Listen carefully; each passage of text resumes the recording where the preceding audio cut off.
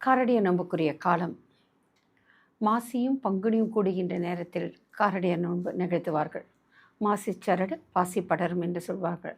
வருகின்ற நாளைக்கு 14ஆம் தேதி சனிக்கிழமை இரவு 1 மணி அளவில் பங்குனி மாதம் பிறக்கின்றது. சூரியன் பங்குனி மாதத்தில் மீனராசியில் நுழைகின்ற ஒரு காலகட்டம். சூரியன் இரவு நேரத்திலே வருகின்ற காரணத்தின் காரணமாக நாளைக்கு மாசி 30 காரணமாக நாளைக்கு காரிட நோன்பு என்கின்ற ஒரு நிகழ்வை, ஒரு சுபமங்கல நிகழ்ச்சியை நடத்துவார்கள். கணவன் மனைவியுடைய ஒற்றுமைக்காகவும், கணவர் தீர்காயுளாகவும் இருக்க வேண்டும், மனைவி தீர்க்க சுமங்கலியாக இருக்க வேண்டும், புத்திர பாக்கியம், வம்ச விருத்திக்காகவும், குடும்ப முன்னேற்றம், அந்த செல்வ செழிப்பு, நீண்ட ஆயுள், மகிழ்ச்சிக்காக இந்த காரடைய நோன்பு நடைபெறுகின்றது.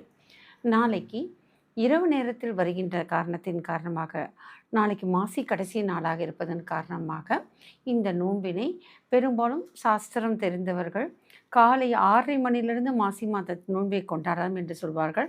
ஆனால் குறிப்பாக மாசியும் பங்குனியும் கூடுகின்ற நேரம் என பார்க்கும்போது நாளைக்கு இரவு 6:30 மணிலிருந்து 8, 8:15, 8:30 வரைக்கும், அதே போல் 9:30லிருந்து 10:15, 10:20 வரைக்கும் நீங்கள் அந்த நோன்பு கும்பிடலாம்.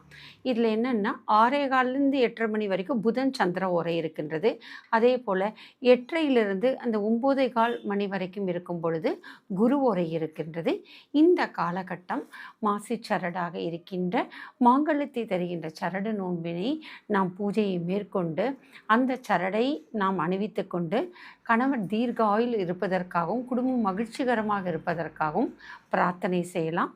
நாளைக்கு 6:15லிருந்து 6:30லிருந்து 8:30 மணி வரைக்கும், அதே போல் 9:30லிருந்து 10:15 வரைக்கும் நீங்கள் இந்த நோன்பை கடைபிடித்தால் உச்சிதம் என்று சொல்லப்படுகின்றது.